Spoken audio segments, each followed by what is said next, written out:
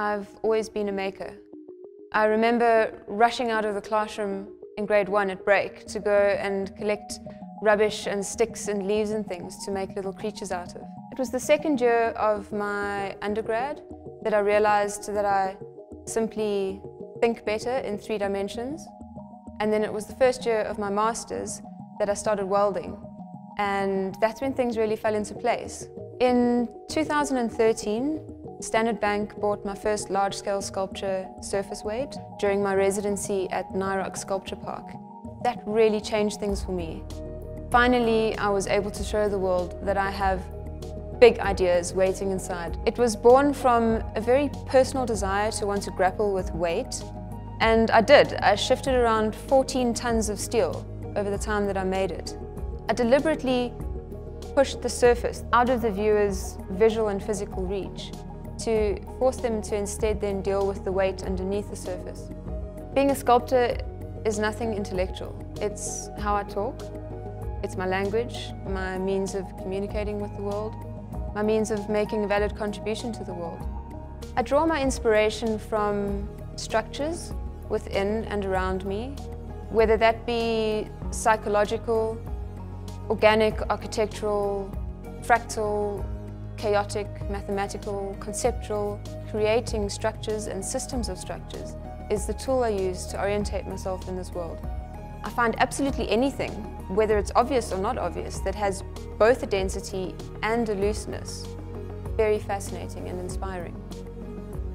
I dream of making larger, more challenging and more demanding structures. At some point, I'd love to be entirely overwhelmed by a structure that I make. I'd love my work to reach as broad an audience as possible, and I'd like to remind the rest of the world what we're doing on the African continent. My advice to young artists in South Africa is to remember that each artist's voice is unique, and that you need to remain integrous to the essence of your voice. Obviously, you're going to draw inspiration from others and from the seeming trends in the art world, but it's imperative that you do not lose sight of what makes you an individual. When I look back at the individuals who've previously won this award, I realize that so many of them have been impressionable upon me along my journey as an artist. And it's a great honor to be included in this. This is bigger than me, and it inspires me to move forward in great strength as a female sculptor. It drives me to want to meet the expectations and then hopefully become someone that others can also draw inspiration from. Winning this award is a great honor.